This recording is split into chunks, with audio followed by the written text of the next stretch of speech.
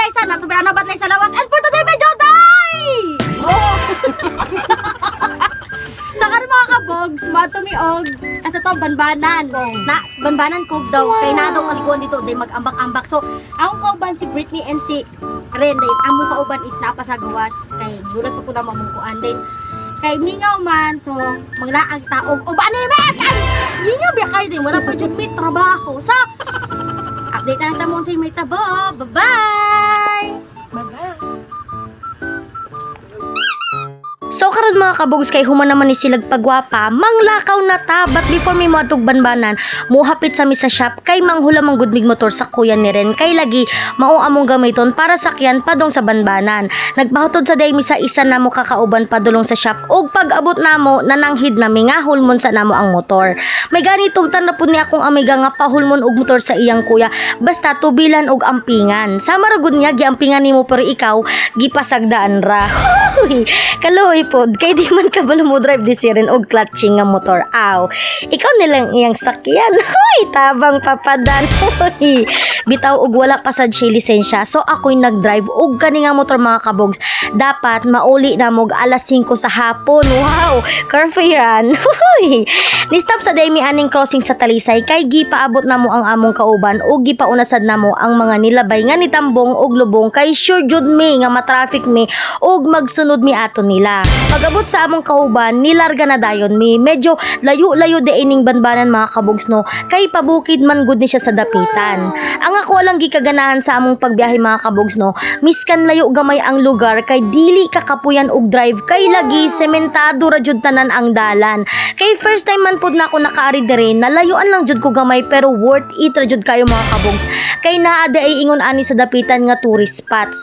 Pag-abot na mo sa area mga kabogs, ni baklay pa jud mi gamay kay murag kalasangan namang gud ni siya padung og unya kanya kong kauban nagsayaw-sayaw pa jud bisag galisod mi sa dalan. Huy.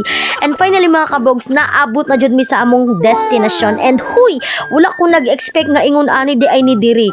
Grabe ka tinaw sa tubig mga kabogs no. Unang panglantaw nako, medyo hadlok siya kay murag ngit-ngit ra kayo og lalum jud siya pero wow kayo ang tubig. Uy, syada jud siya mga kabogs. Naa pa sila gibutang nga duyan-duyan sa tunga. Maong pwede ra jud maka-picture diri. Kay naghisgot naman kog picture aw.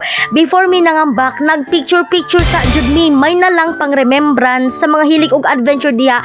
Ma-recommend jud nako ni sa inyo ha mga kabogs no. Pag human na mog picture ni Ren, nag-decide mi nga mo try nag-ambak kay lagi sa akong panglantaw medyo ngit-ngit siya og na-action jud kog katalawan mga kabogs no.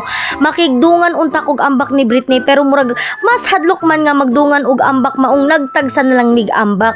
Wala ko nahadlok nga mo ambak og taas, nahadlok ko sa kangit-ngit mga kabogs kay akong huna-una. Huy, basi na ay mo birag kalit sa akong tail inig ambak nako. Ang duyan na raba jud sa tunga ang pwede mahawiran maong nakaingon na lang jud kog tabang Lord. Huy, pag man akog ambak nakaingon kog parat man day ining tubiga kay lagi sumpay man day ni siya sa dagat mga kabogs no.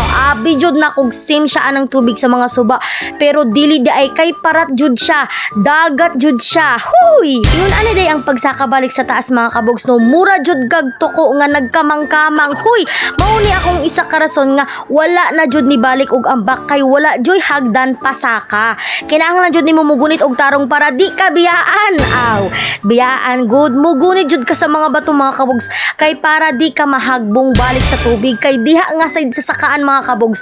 Ngit-ngit jud kaayo na siya sa ilalom og maora jud nay pamaagi aron makasaka kag balik. Maong kani nga kaliguan dili ni siya pwede sa mga tawong naay thalassophobia ug acrophobia kay sure jud ko na di nakakasakag balik agi sa kahadlok. Hoy, mao nang ayaw na lang jud pagtuga-tuga og ambak kung gaduha-duha ka. Pag human na mog salom-salom ni kaon sa migpitsa og naligo silag balik. Pag human nilag ligo balik, naka-decide na mi nga manguli na kay hapon na kayo og hapit na ang curfew sa motor. Hoy, di na jud ta kahulam ani balik. So mao ra to mga kabogs, diri na lang kutob atong video. Kung bago lang ka sa akong page, please like, follow, share and subscribe. Thank you for watching. Bye-bye.